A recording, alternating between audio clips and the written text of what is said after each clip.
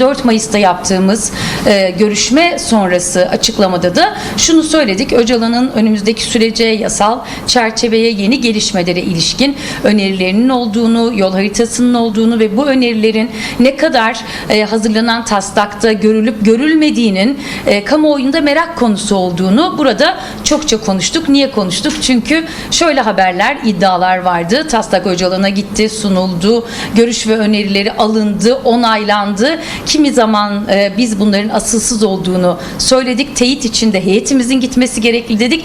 Neticede asılsız haberler olduğu ortaya çıkmış olduğu yapılan yazılı açıklamayla birlikte. Çünkü Meclis Başkanı Sayın Kurtulmuş da açıkladı ki henüz ortada yazılı bir taslak yok siyasi partilerle paylaşılan. Ancak şöyle bir durum var. Bu taslağın hazırlıkları için son aşamadayız diyebiliriz. Hazırlıklar tamamlanıyor. Önümüzdeki günlerde en hızlı şekilde bu taslak üzerinde konsensüse varılmış bir biçimde siyasi partilerin önerileri, görüşleri de alınarak, görüş ayrılıkları olsa da büyük bir siyasi uzlaşmayla meclisin gündemine gelmesiyle ilgili bir planlama yapılıyor. Bu planlamanın takvimi netleştiğinde tabii ki Meclis Başkanı da planlamanın takvimiyle ilgili gerekli açıklamayı yapacaktır. Yine siyasi partiler de bu konuya dair tutumlarını yeniden açıklayacaklardır. Çerçeve yasa bizim açımızdan önemli gelişmelerin olacağı bir yeni evrenin başlangıcı olarak değerlendiriliyor. Nitekim yalnızca bizim için değil, yine Öcalan'la yapılan görüşmedeki yazılı açıklamaya atıfta bulunmak istiyorum. Burada 27 Şubat çağrısının ruhuna bağlı kalarak adım atma ve sorunu kardeşlik hukuku içinde çözmeye dönük kararlılığın sürdüğünü ifade ediyor.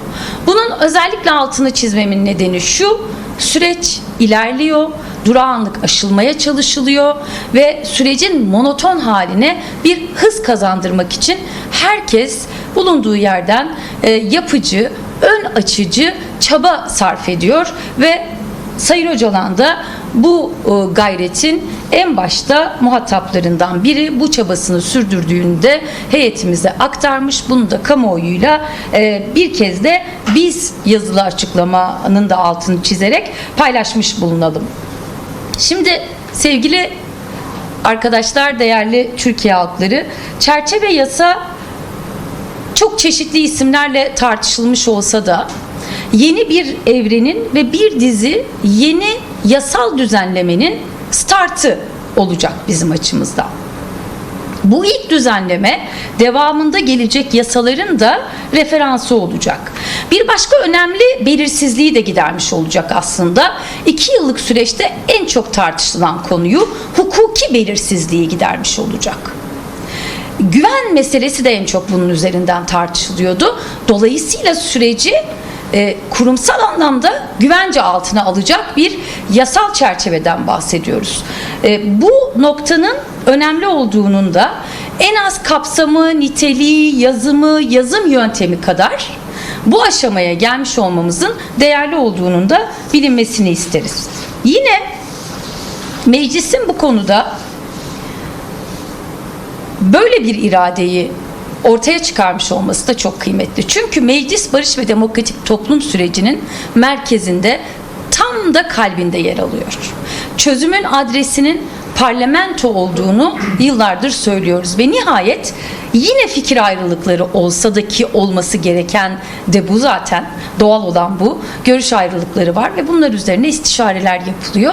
Bu istişareler neticesinde de konsensüse varılmaya çalışılıyor. Bu irade önemli bir irade. Yasal düzenlemeler barış süreçlerinin ilerletilmesinde, hız kazanmasında yaşamsal bir önem taşır ve sağlıklı ilerlemesinin de önünü açar. Meclis bu anlamda bir süreç yasası kararlılığında olduğu için bunu yüzeysel değerlendirmelerle boğmamak gerekiyor. Aksine bundan sonraki ne tür adımları gerektirdiğini de tartışmak gerekiyor.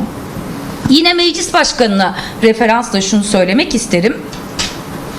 Yasa yapımına ilişkin ortaya çıkan iradenin öneminden bahsettik. Ancak kendileri de şunu temenni ettiler. En kısa sürede, en seri biçimde meclis çalışmalarına ara vermeden bu yasanın meclis gündemine gelmesi bekleniyor. Bu konuda çeşitli haberler çıktığı için ısrarla bunu vurguluyoruz ve bizden de tabii ki şöyle bir teyit bekleniyor genellikle. Yasa ne zaman meclise gelecek, net bir takvim var mı diye soruluyor. Henüz netleşmiş bir takvim yok ama meclisin çalışma süresi göz önünde bulundurulduğunda en seri şekilde meclis gündemine gelmesi, Adalet Komisyonu'nda üzerinde uzlaşılmış bir metinle yola çıkılması ve genel kurulda da bunun bir büyük siyasi uzlaşmayla tamamlanması, başarıya ermesi yalnızca talep değil, geldiğimiz aşamada bir planlama artık ve önümüzdeki günlerde en çok konuşacağımız konulardan biri olacak.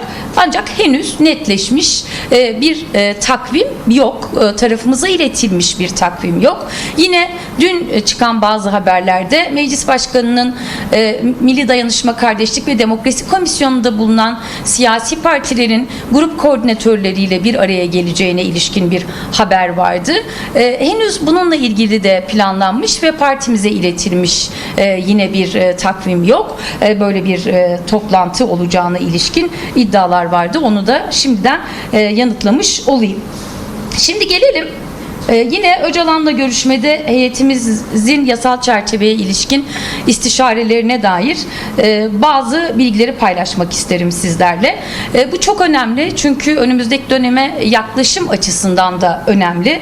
Barış ve demokratik toplum süreci çok önemli evreler geçirdi sevgili arkadaşlar son 2 yılda.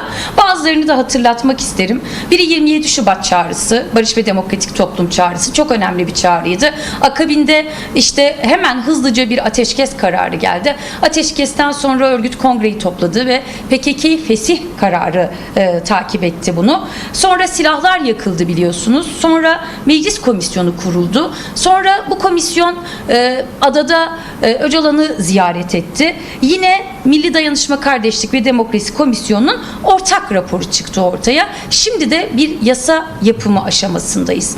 Tüm bu evreler sürecin kritik olduğu kadar tarihi ve önemli evreleriydi. Şimdi hazırlıkları tamamlanmak üzere olan yasa ise demokratik çözümün itici gücü olacak.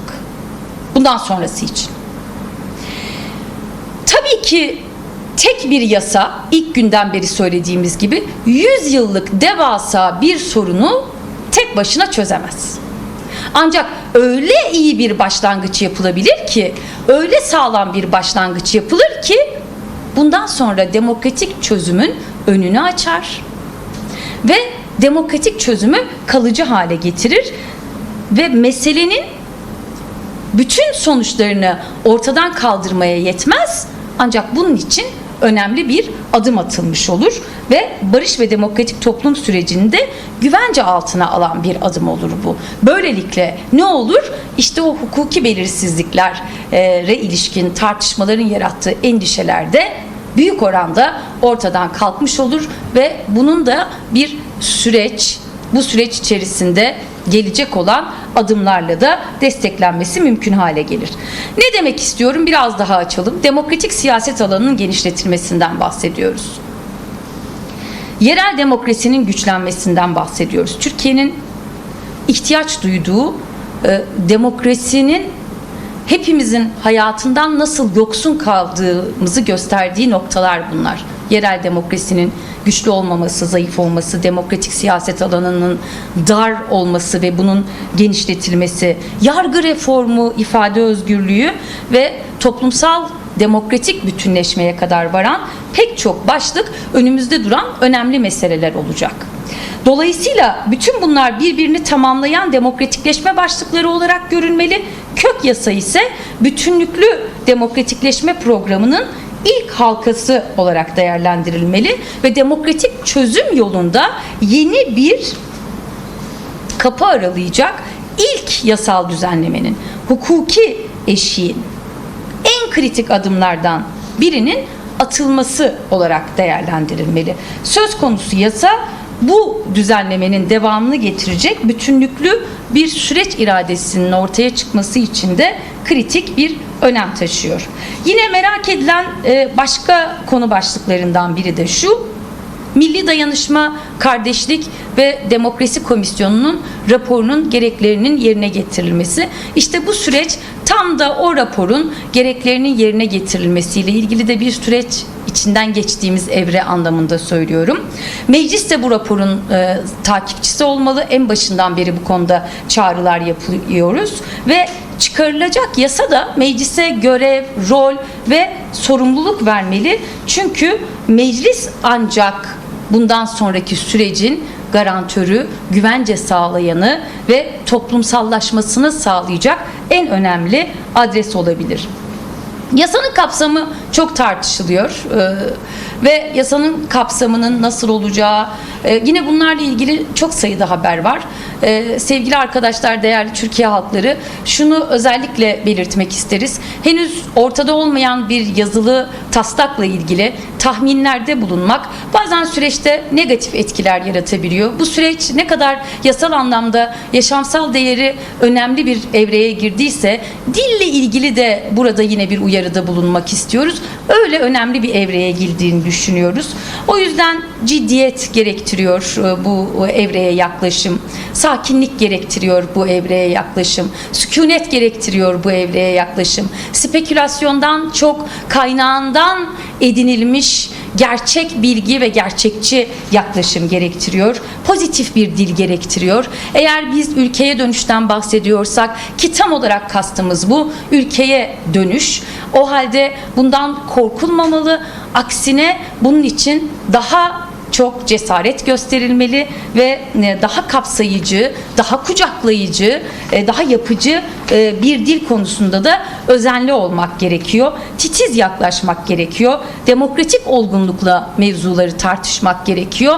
Önümüzdeki sürecin projeksiyonu da bu demokratik olgunluk olmalı. Neticede sözünü ettiğimiz konu, Türkiye'de milyonlarca insanın, yani 86 milyonun hep birlikte demokratik, eşit, özgür bir şekilde yaşayacağı bir ülke tasavvuru için çaba sarf etmek, gayret göstermek ve birlikte bunu inşa etmek. Ortak bir yaşam, demokratik bir yaşam, yüzeysel yaklaşımlardan uzak, birleştirici, yakınlaştırıcı bir tutumu özellikle de bu evrede hepimiz için zorunlu kılıyor. Korkularımızdan da özgürleşmeyi, tabuları yıkmayı ve bunlar için çabası olan herkese alan açmayı, değer vermeyi yine gerekli kılan bir süreçten bahsediyoruz. Yine meclis bağlamında şunu ifade etmek isterim ki, silahların tümden devre dışı kalması çok önemli. Biz en başından beri şunu söylüyoruz: şiddetten demokratik siyasete geçiş diyoruz. Silahların kalıcı bir biçimde devre dışı kalması için hukuki zeminin sağlam bir hale getirilmesinden ve hukuki zeminle bu sürecin güvence altına alınmasından bahsediyoruz. Şiddetten demokratik siyasete geçiş ve ülkeye dönüş neyi gerektirir? Aynı zamanda birkaç adım daha öteye geçmeyi gerektirir. Meclisin de bu konuda gerekli iradeyi, bu fırsatı değerlendirecek gerekli cesareti göstereceğinden hiç kuşkumuz yok. Önümüzdeki süreçte bizim partimiz açısından da bunun çabasının, gayretinin en yoğun şekilde gösterileceği bir süreç olacak. Bir diğer başlık ve son başlık, yine merak edilen konulardan biri. Eş genel başkanlarımız pazartesi günü itibariyle siyasi partileri ziyaret edecekler. Muhalefetinden iktidarına herkesle konuşmak, görüşmek, fikir alışverişinde bulunmak, yeni evreye ilişkin istişarelerde bulunmak ve bilgilendirmeler yapmak partimizin biliyorsunuz süreç başladığından bu yana önemsediği, dikkate aldığı ve periyodik olarak yapmaya çalıştığı bir takım ziyaretler. Bu kapsamda farklı siyasi partilerle, ilgili taraflarla, çeşitli farklı toplumsal kesimlerle görüşmelerimizi sürdürmeye devam ediyoruz. Eş genel başkanlarımız da bu kapsamda önümüzdeki hafta bir takım görüşmeler yapacaklar. Bunlar demokratik çözümün, toplumsal ve siyasal zeminin güçlenmesi için yapmamız gerekenler. Biz Biz üzerimize düşenleri yapmaya devam ediyoruz ve bu sorumluluğu da yerine getirmeye devam edeceğiz. Çerçeve yasanın hazırlanma yöntemi, kapsayıcılığı, niteliği, uygulamada kurulacak mekanizmalar, barışın toplumsallaşması gibi başlıklar yaptığımız bu görüşmelerdeki temel konularımız ve gündemlerimiz. Yine bir son olarak çağrıda bulunmak isterim. Süreçle ilgili tarafların, aktörlerin yalnızca bir takım siyasi partiler olmadığını en başından beri söyledik. Türkiye'nin demokratikleşmesi, Kürt meselesinin demokratik çözümü, eşit ve özgür bir yaşam için hepimiz sorumluluk hissetmeliyiz. Çünkü barış içinde eşit ve özgür yaşam hepimizin en temel insan hakkı. Dolayısıyla hepimiz Türkiye'de bu yaklaşımla süreci sahiplenmeli ve sürecin ilerlemesi için üzerimize düşenleri yapmalıyız. Sorularınız yoksa basın toplantısını burada tamamlamak istiyorum. Çok teşekkür ederim katılımınız için. Buyurun sizin sorunuzu alayım. متخصص partiyermiş işler yaparsın. Ve seni haftaya desbe haftaya namık. Fırsayı ki mesela avakirana partiye kelmiş veya adına belçiye ya dünya bu meselelere hem CHP hem partiyanın yani yeni partiye bir çaban vermek. Spas dikim ji bo pirsawê pirsek dîtir heye gelo eger nebe ez ê vê pirsê jî bersiv bidim pirsa hewe we derheqa partiya nû de pirsek kir ku Îropêde em ê bêhtir biaxivin destpêkê de ez dibêjim serxêrê bê riyawa vekirî bê ji bo muxalefeta Tirkiye qewettir bibe bihêztir bibe ji ber ku çiqas muxalefet bihêz dibe bi qewet dibe ew qa demokrasiya navxweyî jî bi qewet û bihêz dibe em hêvîdarin ku serkeftinê ji bo vê bîne ya dîtir jî ji bo jiyanek wekhev ji bo ev proseya aşîtiyê jî em dixwazin hêz bide ev partiyanu weke min bi Tirkî jî gotî hevserokê me heftiya bê wê dişembe dest pê bikin wê serdana hin partiyên siyasî bikin hemû partiyên siyasî ku meclisê de cih dikirin wê serdana hemû partiyên siyasî meclisê bikin wê farqiyatekî neyxin nexebêde wê muxalefetê jî opozisyonê jî bibînin wê desthilatdara jî bibînin bernama me plansaziya me bir şekliye mijarên ku vê serdana de wê bên axeftin weke gafka dîsa ve bi Tirkî jî gotî xuyaye em pêvajoya aşitiyê dixwazin bi ware biaxivin damûstandinekî bikin fikrê me cida jî bê em levhatinek peyda bikin û bi wê levhatinê ev yasaya pêvajoyê were komisyonê û piştî wê jî were kurula giştiya parlamenê ve bir şekli hesanîtir jî bibe em serî de heta niha dibêjin tenê bi rastî meclis dilê vê pêvajoyê de distekne tam navenda vê pêvajoyê de ye û niha jî rûberû û em bêjin tiştekî dîrokiye cara ewilî bi vî şeklî yasayek vê were parlamena Tirkiye navaroka wê girînge rast e rêbaza ku wê bêdîtin jî gelek girînge û zimanê ku wê bêkar anîn jî gelek girînge em dibêjin her tişt divê bi zimanek çêker bê bi rêbazek çêker bê deqene ev levhatina dîrokî qayîmtir bike bibe mînakek ji bo aşitiya roşilata navîn jî ne tenê bibe aşitiya navxweyî ya Tirkiye bibe mînakek ji bo wê derê jî ji xaynî wê pirsa hewe hebû gelo dipirs bî ev qas bî gelek spas dikim ji bo hatina we ji bo guhdarkirina we û ji bo temaşekirina we jî û ser navê partiya me jî ez we hemiya carek dî bi rêzdarî silav dikim spas dikim îro bila bi Kurdî em biqedînin vecibî Neji.